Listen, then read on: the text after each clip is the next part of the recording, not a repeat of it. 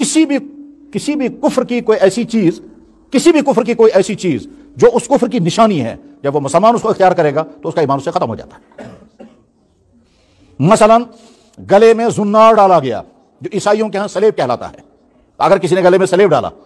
सलेब डालने की वजह से आपका ईमान खारिज हो जाएगा। इसी तरह से पेशानी पर टीका किया तो आपका ईमान से खारिज हो जाएगा। इसी तरह से मूर्ति के सामने मालाएं डाली गई तो आपका ईमान से खारिज हो जाएगा।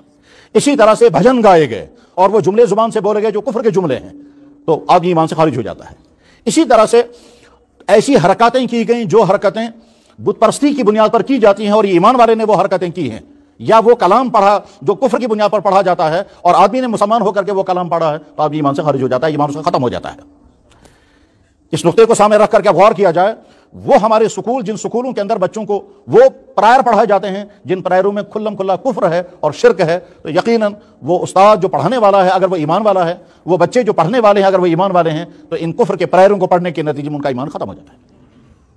इसी के साथ साथ जैसे हम वो जुमले जुबान से नहीं बोल सकते जिन जुमलों की वजह से खुल्लम खुल्ला कुफ्र होगा, इसी तरह से वो हरकतें नहीं कर सकते जिनकी वजह से कुफ्र होगा, उन जगहों पर भी नहीं जा सकते जिन जगहों पर जाने से कुफ्र होगा, चाहे वो दूसरी कौमों के इबादत खाने हों, चाहे वो दूसरे कौमों का मजहबी त्यौहार हो, चाहे हत्ता कि हमारी किताबों में यहां तक लिखा हुआ है कि एक कौम जो एक खास दिन में पूरे बदन को रंगती है, अगर ईमान वाले ने खुशी के साथ वो रंगवा लिया, इसका ईमान खत्म हो जाता है।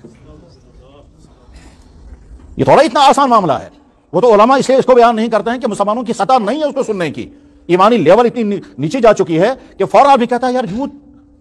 हकीकत सुरहाल यही है। तमाम वो चीजें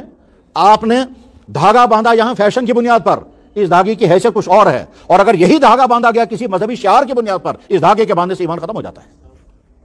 असल में इंटेंशन है मसला कि आप कोई काम जब कर रहे हैं तो इंटेंशन आपका क्या है। हम अगर कोई काम कर रहे हैं इसलिए कि दूसरे मजहब का शियार है और हमें अच्छा लग रहा है, तो जो ही दूसरे मजहब की कोई चीज मजहबी बुनियादों पर जो की होती है अच्छी लग रही है,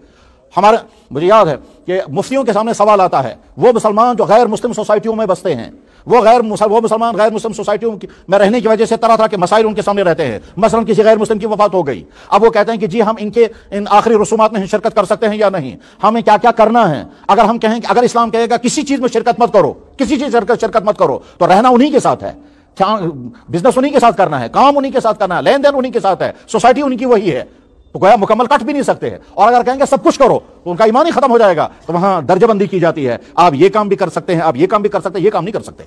आप उनकी ताज़ियत कर सकते हैं, इज़हार हमदर्दी कर सकते हैं, माली मदद कर सकते हैं, और परेशान हो तो परेशानी में उनको तसल्ली दे सकते हैं, उनके ढारस बंधा सकते हैं। लेकिन फर्ज कीजिए अगर कोई कौम अपने मुर्दे को खास अंदाज से इस दुनिया से रुखसत करती है, वो उनका मजहबी अमल है, आप उसमें शिरकत नहीं कर सकते। क्यों? इसलिए कि वो तो आपका ही, आपने तो उनकी चीज पसंद कर ली। जहां तक हमारा मजहब हमें इजाजत देगा बस वहां तक हम आपके साथ हैं, और जहां से